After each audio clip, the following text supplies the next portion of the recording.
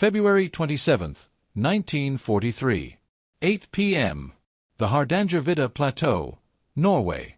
The wind cuts at 40 below zero. 6 men crouch in the darkness, their white camouflage suits barely distinguishable from the snow that has buried this plateau for 5 months. Below them, carved into a frozen gorge, sits the most protected industrial facility in Nazi-occupied Europe.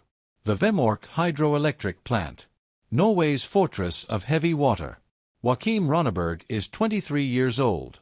He checks his watch, then looks at the 5 men beside him: Knut Haukelid, Frederick Kaiser, Casper Eidland, Hans Storhaug, Birger Stromsheim. Each carries 18 pounds of British plastic explosive, a cyanide capsule, and the knowledge that no one expects them to return. 30 German guards patrol the facility. A single suspension bridge offers the only entrance. Minefields line the perimeter. Searchlights sweep the snow. London has already tried this mission once. 41 British soldiers died in the attempt. Their frozen bodies still lie scattered in the mountains to the north, executed by the Gestapo or killed in glider crashes. Now, 6 Norwegians on skis are expected to succeed where an entire military operation failed. Ronneberg gives the signal. They begin their descent into the gorge. What happens in the next 4 hours will quietly change the course of the Second World War, and deny Adolf Hitler the key ingredient for an atomic bomb. Subscribe now, because what these Norwegians did next will leave you speechless. In December 1938, in a basement laboratory in Berlin, 2 German chemists split the uranium atom for the first time in human history. Otto Hahn and Fritz Strussmann had unlocked a door that could not be closed. Within weeks, physicists across Europe understood the implications. A single kilogram of uranium, if its atoms could be split in a controlled chain reaction, would release energy equivalent to 20,000 tons of conventional explosive. The atomic age had begun, and Nazi Germany held the first key. By April 1939, 5 months before the invasion of Poland, the German War Office had already established the Uranverein, the Uranium Club. This secret research group, operating under the Reich Research Council, brought together the nation's most brilliant nuclear physicists. Among them was Werner Heisenberg, Nobel laureate, one of the founders of quantum mechanics, and now the man tasked with building Adolf Hitler an atomic bomb. Heisenberg faced a fundamental problem. To sustain a nuclear chain reaction, he needed a moderator, a substance that could slow down neutrons without absorbing them, allowing uranium atoms to split in sequence. American physicists, unknown to Berlin, would eventually choose graphite. Heisenberg chose heavy water. Heavy water, deuterium oxide, looks identical to ordinary water. But each molecule contains deuterium, a hydrogen isotope with a neutron in its nucleus. This subtle difference made it the perfect moderator for German reactor experiments. The problem was acquiring it.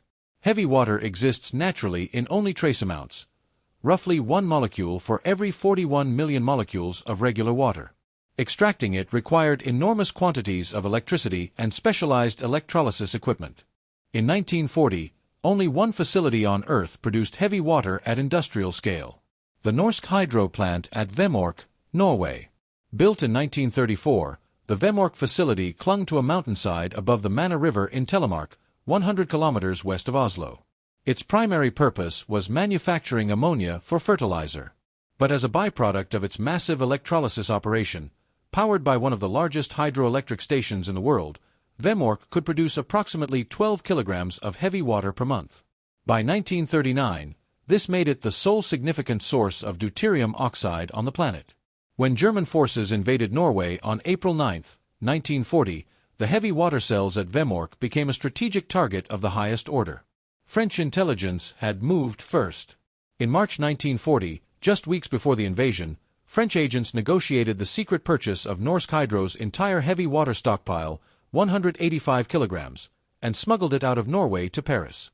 When France fell 3 months later, the precious liquid was evacuated again, this time to Britain, where it would eventually aid the Allied nuclear program.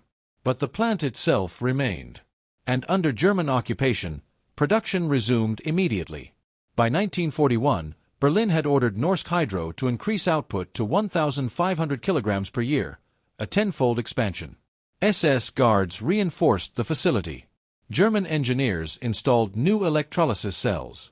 Every month, shipments of heavy water traveled by rail and ferry from Rjukan to Germany, feeding Heisenberg's reactor experiments in Leipzig and Berlin. British intelligence watched with growing alarm. The Special Operations Executive, SOE, Churchill's secret warfare organization, had been tracking Vemork since 1941. Reports from Norwegian resistance contacts confirmed the German buildup. Professor Leif Tronstad, a Norwegian chemist who had helped design the Vemork plant before the war, had escaped to Britain and now served as a key advisor to SOE. He understood exactly what the Germans were attempting. If Hitler gets the bomb first, Tronstad warned his British handlers, the war is over. By early 1942, the Allied leadership faced an agonizing calculation. The United States had launched the Manhattan Project in December 1941, but American scientists estimated they were at least 3 years from a working weapon. No one knew how far Heisenberg had progressed. Intelligence suggested the Germans might be ahead. The margin of error was extinction. Vemork had to be destroyed. The heavy water supply had to be cut. And the only viable option was a commando raid deep into occupied Norway, in winter, against one of the most heavily defended industrial sites in Europe. The first attempt would end in disaster. In the autumn of 1942, 4 Norwegian soldiers parachuted onto the Hardangervidda Plateau with a single order: prepare the way for a British assault on Vemork. Operation Grouse, as the advance mission was codenamed, dropped on October 18, 1942. The team leader was 24-year-old Jensen Ton Poulsen, a skilled hunter and mountaineer from Rjukan itself, a man who knew the terrain around Vemork as intimately as his own childhood. With him were Arne Kjellstrup, Knut Hogland, the radio operator, and Claus Hellberg, the team's reconnaissance specialist. Their task was straightforward on paper: survive on the plateau, gather intelligence on German defenses, identify a landing zone for gliders, guide the main assault force to the target. The reality was something else entirely. The Hardangervidda is Europe's largest mountain plateau, a treeless, frozen expanse stretching 8,000 square kilometers across southern Norway. In winter, temperatures plunge below -40. Blizzards arrive without warning and last for days. The 4 men of Grouse had to remain hidden for weeks, living off reindeer moss and the occasional shot of wild game, while German ski patrols searched the highlands for resistance activity. They established a base in a remote hunting cabin and waited for the signal from London. It came on November 19, 1942. Operation Freshman was launched. The plan called for 2 Handley Page Halifax bombers to tow a pair of airspeed Horsa gliders across the North Sea, each carrying 17 men of the British 1st Airborne Division's Royal Engineers. These 34 soldiers, trained in demolition and close combat, would land on a frozen lake near Vemork, rendezvous with the Grouse team, assault the plant, destroy the heavy water cells, and escape to Sweden on foot. It was the first British glider operation of the war. It would become one of the most tragic. Weather over Norway that night was catastrophic. Thick cloud cover obscured the mountains. Ice formed on the tow cables. The first Halifax, navigating blind, crossed the Norwegian coast and immediately lost contact with its glider. The tow rope snapped. The glider, carrying 17 men, crashed into the mountainside near Filjesdalen, 140 kilometers north of the target. 8 soldiers survived the impact, several with severe injuries. The second Halifax fared no better. Disoriented in the storm, the aircraft flew directly into a mountainside, killing the entire bomber crew. The glider it had been towing was released moments before impact and crash-landed in a frozen valley near Helgeland. 14 of its 17 passengers survived, many badly wounded. Within hours, German forces located both crash sites. What followed was not combat. It was execution. Under Adolf Hitler's commando order of October 1942, a secret directive mandating that all captured Allied commandos be shot without trial, the survivors of Operation Freshman were shown no mercy. Those who could not walk were given lethal injections by German military physicians. Those who could were transported to Gestapo headquarters in Grini, outside Oslo, and shot. Every single man was killed. Not one of the 34 British soldiers who boarded those gliders on November 19 ever returned. Their bodies were buried in unmarked graves. Their fates remained unknown to their families for years. On the Hardangervidda, the Grouse team listened to the radio in stunned silence. They had seen the distant glow of the Halifax explosion against the clouds. They knew the mission had failed. Now they faced a new question. Should they attempt an escape to Sweden, or remain in position and wait for another attempt. Poulsen chose to stay. The winter of 1942 to 1943 was among the coldest in Norwegian history. For 3 months, the 4 men of Grouse, now redesignated Swallow, survived on the plateau under conditions that defied comprehension. They ate lichen scraped from frozen rocks. They hunted reindeer when they could, but game was scarce. Helberg's frostbite became so severe that he could barely walk. Hogland, the radio operator, kept the vital communication link to London alive despite equipment failures and dwindling battery power. By February 1943, they had lost significant body weight. Poulsen would later write that the men resembled ghosts, hollow-eyed, skeletal, their skin stretched tight across their faces. But they held the position. And on the night of February 16, 1943, they received the message they had waited 4 months to hear. 6 men were coming. Operation Gunnerside was approved. The saboteurs would arrive by parachute, on skis, under the Arctic night. This time, there would be no gliders. No large assault force. No margin for error. The fate of Vemork, and perhaps the war itself, now rested on 10 Norwegians and a single night. The 6 men of Operation Gunnerside were not professional soldiers in the conventional sense. They were skiers, engineers, plumbers, students, ordinary Norwegians who had fled their occupied homeland and volunteered for the most dangerous work the war could offer. Joachim Ronneberg, the team leader, had escaped to Britain in 1941 at age 21.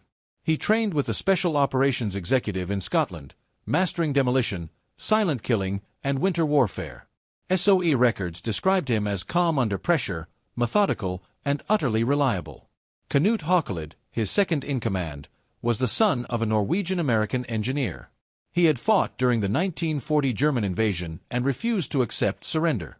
Haukelid would later describe himself as a man who never learned to be afraid properly. Fredrik Kaiser was a glazier from Oslo. Kasper Eidlund worked as a plumber. Birger Stromsheim and Hans Storhaug were soldiers who had trained in the Norwegian mountains since childhood. None had yet turned 30. All had accepted that the mission would likely kill them. Heavy water was not a weapon. It was a catalyst, the substance that could make a weapon possible. Werner Heisenberg's reactor design required a moderator to slow neutrons to the precise speed needed for sustained fission. Graphite could work, but German physicists had tested an impure sample early in the war and wrongly concluded it was unsuitable. This error, one of the most consequential scientific mistakes of the 20th century, locked Germany into dependence on heavy water. Without Vemork, Heisenberg had no path to a functioning reactor. Without a reactor, Germany could not produce plutonium. Without plutonium, there would be no bomb. The Allies did not know exactly how close Germany was to success. But they knew the arithmetic of risk. If Heisenberg succeeded first, no amount of conventional military power could undo the result. The Gunnerside team carried enough explosives to destroy 18 electrolysis cells and approximately 500 kilograms of accumulated heavy water. In scientific terms, this represented months of irreplaceable production. The Hardangervidda offered the saboteurs both sanctuary and suffering. At 1,100 meters elevation, the plateau was one of the most inhospitable environments in Europe. Winter temperatures averaged -25 degrees Celsius, with wind chill pushing conditions far below survivable limits for exposed men. Whiteout blizzards could last a week. Navigation was nearly impossible without intimate knowledge of the land. But the same harshness that threatened the saboteurs also protected them. German patrols rarely ventured deep into the plateau in winter. The vast emptiness provided cover that no forest could match. A man who knew how to survive here, as Poulsen and his grouse team did, could vanish entirely. The final approach to Vemork, however, offered no such advantages. The plant sat on a narrow ledge carved into a cliff face, 200 meters above the valley floor. Below it, the frozen Mana River wound through a gorge so steep that German planners had dismissed it as impassable. The saboteurs intended to prove them wrong. The German garrison at Vemork operated under a doctrine of static defense. Approximately 30 to 40 Wehrmacht soldiers guarded the facility at any given time, supplemented by Norwegian collaborationist police. Their defensive logic was straightforward. The terrain itself was the primary barrier. The Vemork plant could only be accessed by a single 75-meter suspension bridge spanning the gorge at a height that made assault suicidal. Minefields surrounded the perimeter. Searchlights swept the bridge and the access road at regular intervals. The heavy water production cells were housed in the basement of a reinforced concrete structure, protected by thick walls and steel doors. German commanders had studied the Freshman disaster carefully. They knew the British had attempted a direct assault, and they assumed any future attack would follow similar logic: airborne troops, gliders, or parachutists landing in force. They reinforced the bridge defenses. They increased patrols on the plateau. They installed additional floodlights. What they did not anticipate was that 10 men might succeed where 40 had failed, not by overwhelming force, but by moving through terrain the Germans had deemed impossible. The gorge below the plant was not guarded. No one believed human beings could climb it. By February 1943, the atomic race had become a shadow war of pure uncertainty. In the United States, the Manhattan Project was accelerating. General Leslie Groves had taken command in September 1942 and was building secret facilities at Oak Ridge, Hanford, and Los Alamos. But American scientists estimated they were 2 to 3 years from a deliverable weapon. In Germany, Heisenberg's team had already conducted preliminary reactor experiments using heavy water shipped from Vemork. The Leipzig L4 experiment in June 1942 had achieved promising results before an accident destroyed the apparatus. Berlin was pressing for faster progress. Allied intelligence could not determine who was ahead. The margin might be months. It might be weeks. The only certainty was consequence. If Germany produced a working atomic bomb before the Allies, no countermeasure existed. The war would end on Hitler's terms. Vemork was not merely a target. It was an insurance policy, a way to guarantee delay, to buy time, to close one pathway to catastrophe. The men of Gunnerside carried that weight without fully understanding its dimensions. They knew they were sabotaging a chemical plant. They did not know they were shaping the future of civilization. Joachim Ronneberg had received his orders directly from Lieutenant Colonel John Wilson of the SOE Norwegian section. The instructions were precise: destroy the heavy water production apparatus, avoid civilian casualties, escape to Sweden. But leadership in the field meant something different than obedience to a briefing. It meant making decisions alone, in darkness, when the plan fell apart. Ronneberg understood that his team's advantage lay in silence and speed. A firefight with German guards would be fatal, not because his men could not fight, but because noise would bring reinforcements before the demolition could be completed. The mission required absolute discipline: enter unseen, plant charges, detonate, and disappear. He had also received a secondary order, unspoken but understood. If captured, the men carried cyanide capsules. The Germans could not be allowed to extract information about SOE operations or the broader Allied atomic program. Ronneberg had made his peace with this. His leadership style was quiet, deliberate, and free of bravado. He gave clear instructions, listened to his men, and refused to waste words. In the years after the war, survivors of Gunnerside would describe him the same way: the calmest man they had ever known. On the night of February 27, 1943, that calm would be tested beyond imagination. The night of February 27, 1943. 8 p.m. 9 men moved in single file through the frozen darkness of the Hardangervidda. The combined force of Operation Gunnerside and the Swallow Advance Team had spent the previous days in a remote cabin, studying blueprints, rehearsing timings, memorizing every corridor and stairwell of a building most of them had never seen. Now the planning was over. Now there was only the walk. There were 3 ways to access the Vemork plant. The first route descended from the mountains above, but that terrain was now covered in minefields. The second crossed the heavily guarded single-lane suspension bridge spanning the gorge. The third required descending to the bottom of the valley, crossing a half-frozen river, and climbing a 500-foot cliff in the middle of the night, in the middle of winter. According to Ronneberg, the group voted to take the gorge. The Germans had judged the ravine impassable. But Klaus Hellberg of the Swallow team had discovered a way to safely descend, cross the frozen river, and ascend the other side to reach the plant by following a little-used and surprisingly unguarded railway line. It was a route born of desperation and local knowledge, the kind of intelligence no military planner in Berlin could anticipate. The descent began at 10 p.m. The wind was blowing in strong gusts. At the bottom of the ravine, hidden in the darkness, the men could see the lights of the factory above them, the bridge over the river, even the tiny silhouettes of German guards. They moved slowly, deliberately, each footfall tested before weight was committed. A single loose rock, a single cry of alarm, and the mission would end in gunfire. The cliff face dropped 660 feet into the gorge. Snow and ice clung to the rocks. The men had trained for mountain warfare in Scotland, but nothing had prepared them for this, a near-vertical descent in sub-zero temperatures, wearing British uniforms beneath their white camouflage suits, carrying 18 pounds of explosives each. At the bottom of the gorge, the Mana River waited. They crossed the Mana River at a ford that had been located earlier, slipping occasionally on ice that was hidden below the surface of the water. The cold was absolute. Water seeped into boots, freezing almost instantly against skin. There was no time to stop, no time to dry out. The climb still lay ahead. The ascent up the far wall of the gorge was steeper than the descent. The men pulled themselves up hand over hand, finding holds in frozen rock and root systems exposed by erosion. Their white suits scraped against stone. Their breath came in ragged gasps, visible in the moonlight, vanishing into the wind. By 11:30 p.m., all 9 men had reached the railway line that ran along the cliff face toward the plant. Once at the facility, they would split into 2 teams, one to provide cover and the other to conduct the sabotage. Ronneberg would lead the sabotage team. The covering party, Hockelid, Poulsen, Helberg, Gelstrup, and Hogland, took positions near the railway gate, watching the bridge, ready to engage German guards if the alarm was raised. The demolition team, Ronneberg, Kaiser, Storhog, Eidland, and Stromsheim, moved toward the plant's perimeter. They waited at the gate on the railway line until the change of guards on the bridge had completed. The timing was precise, based on weeks of surveillance by the Swallow team.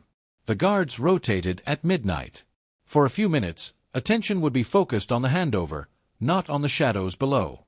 At 5 minutes past midnight, Ronneberg gave the signal.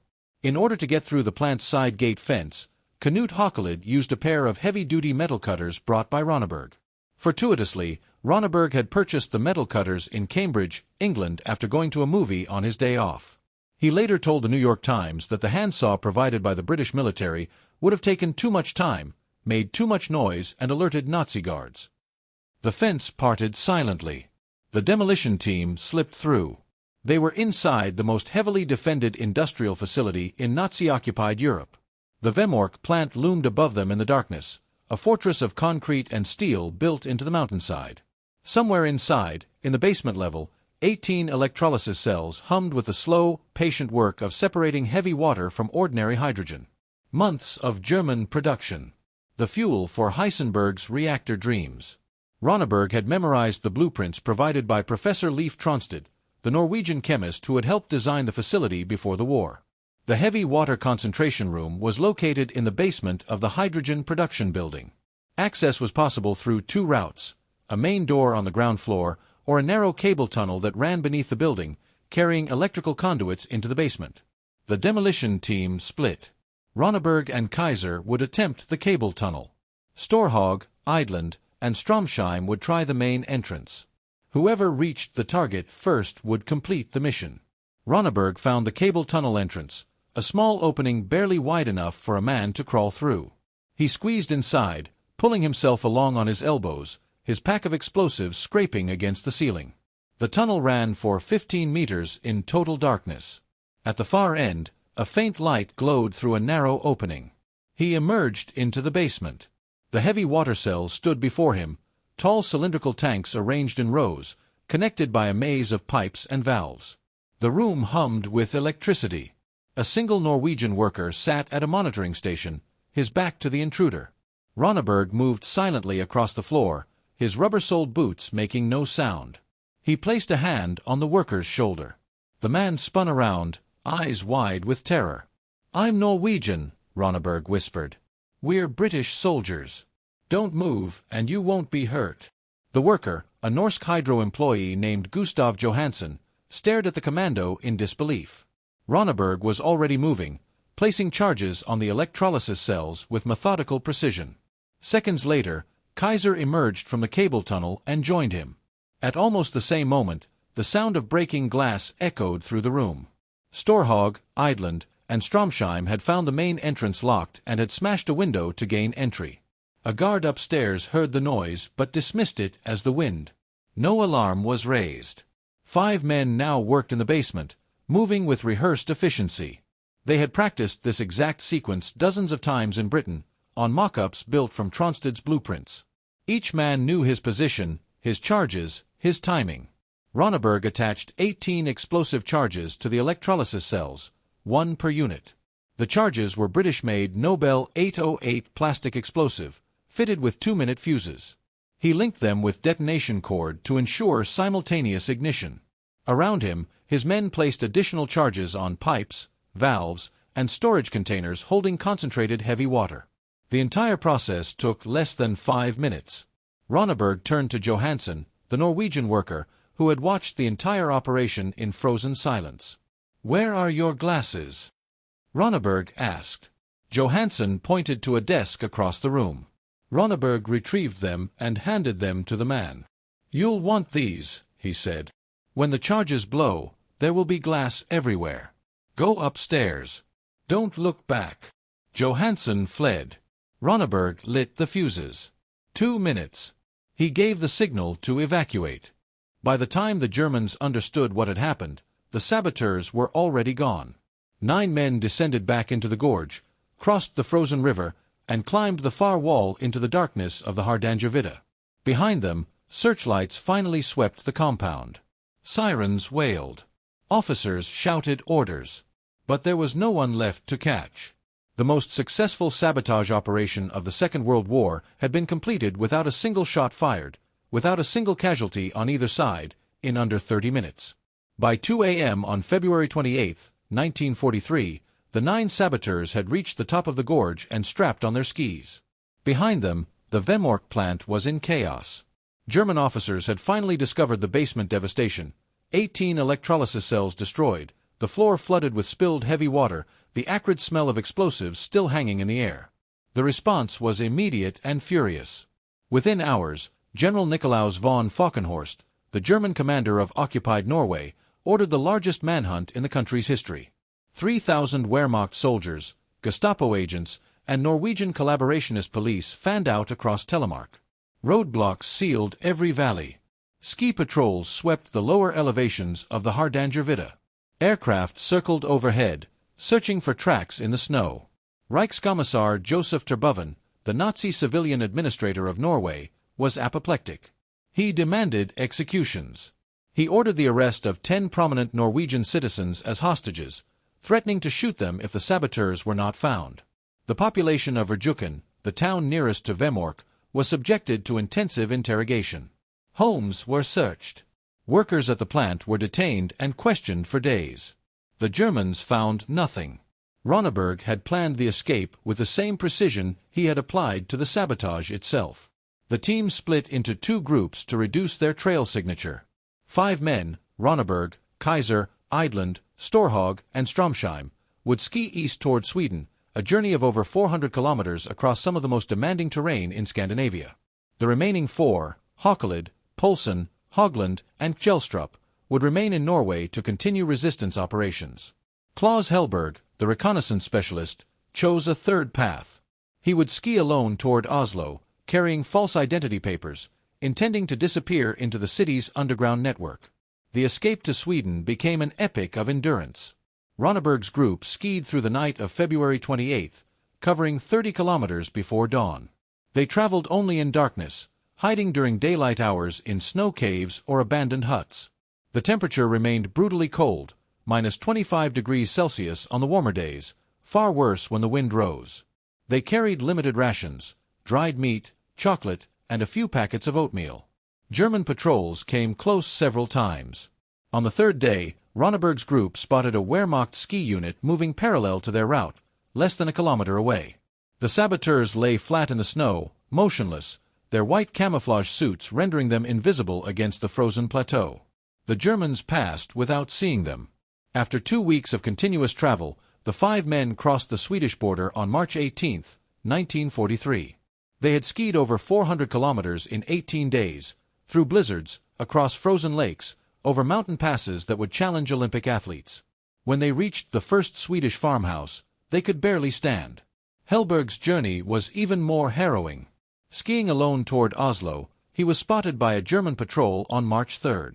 A chase ensued, Hellberg racing downhill at tremendous speed, German soldiers firing at his back.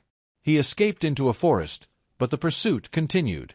Over the following days, he evaded capture through a combination of skill, luck, and raw determination. At one point, suffering from exhaustion and exposure, he stumbled into a remote cabin occupied by 2 members of the Norwegian Fascist Party, the National Samling. Hellberg convinced them he was a lost hunter. They fed him and let him sleep.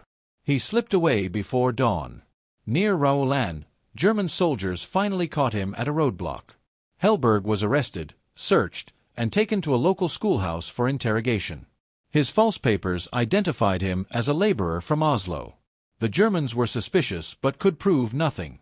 That night, Hellberg asked to use the latrine.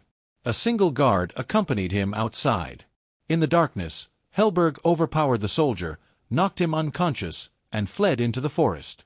He reached Oslo a week later, where resistance contacts sheltered him until he could escape to Sweden by boat. Of the 9 men who had stood in the basement of Vemork on the night of February 28, all 9 survived the mission. All 9 evaded capture. All 9 would live to see the end of the war. The Germans never identified a single saboteur. The destruction at Vemork was not the end of the story. It was the beginning of a cascade that would cripple Germany's atomic ambitions beyond recovery. In the immediate aftermath of the raid, German engineers assessed the damage. The 18 electrolysis cells were completely destroyed. Approximately 500 kilograms of heavy water, representing nearly a full year of production, had drained through the shattered equipment and seeped into the frozen ground. The specialized machinery required for concentration could not be replaced quickly. Norsk Hydro estimated that full production would not resume for several months. Berlin was alarmed but not deterred. The Reich Research Council ordered repairs to proceed at maximum speed. Additional security measures were implemented: more guards, stronger fortifications, heightened patrols on the plateau. By August 1943, the Vemork plant was operational again, producing heavy water at an even faster rate than before the sabotage. The Allies had anticipated this. On November 16, 1943, the United States Army Air Forces launched Operation Hydro, a massive daylight bombing raid against the Vemork complex.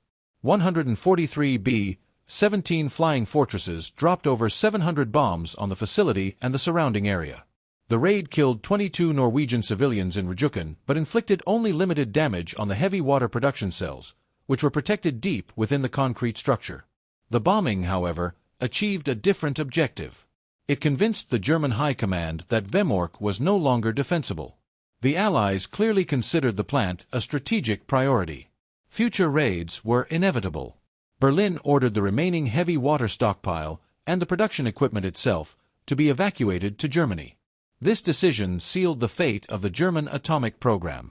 On February 20, 1944, the Germans began loading the accumulated heavy water onto railway cars for transport to the port of Tinneset, where it would be ferried across Lake Tinn and shipped to the Reich. Norwegian resistance agents, alerted by workers at the plant, reported the evacuation to London. So he immediately authorized a final operation to destroy the shipment. Knut Haukelid, the gunnerside veteran who had remained in Norway, was tasked with the mission. Working with a small team of local resistance members, Haukelid devised a plan to sink the ferry that would carry the heavy water across Lake Tinn. On the night of February 19, 1944, he and a companion infiltrated the ferry SF Hydro while it was docked at Mail. They placed a timed explosive charge in the bilge, calibrated to detonate when the vessel reached the deepest part of the lake, over 400 meters down. The next morning, February 20th, the SF Hydro departed on schedule. At 10:45 a.m., approximately 30 minutes into the crossing, the charge detonated. The ferry sank in under 5 minutes. 14 Norwegian civilians and 4 German soldiers drowned. The entire shipment of heavy water, 39 drums containing approximately 600 kilograms of deuterium oxide, plunged to the bottom of Lake Tinn. It remains there to this day. The sinking of the SF Hydro represented the final blow to Werner Heisenberg's reactor program. Without heavy water, the German experiments could not continue.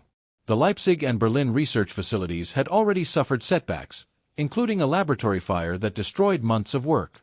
Now the remaining supply of moderator material was gone, lying beneath 400 meters of black Norwegian water.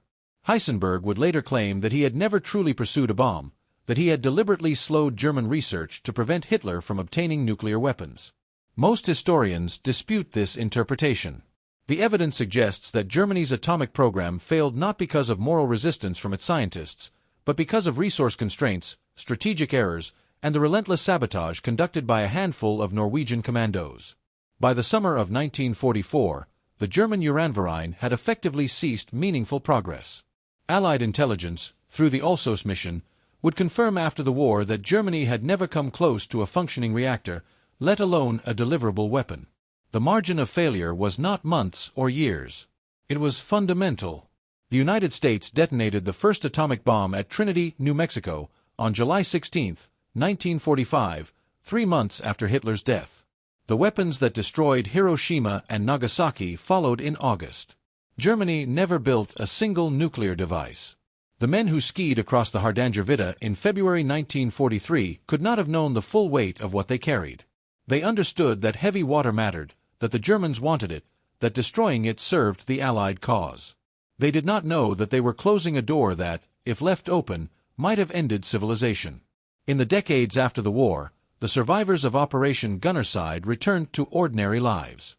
Joachim Ronneberg became a radio journalist and later a lecturer, speaking quietly about the mission to students who could scarcely imagine the world he described.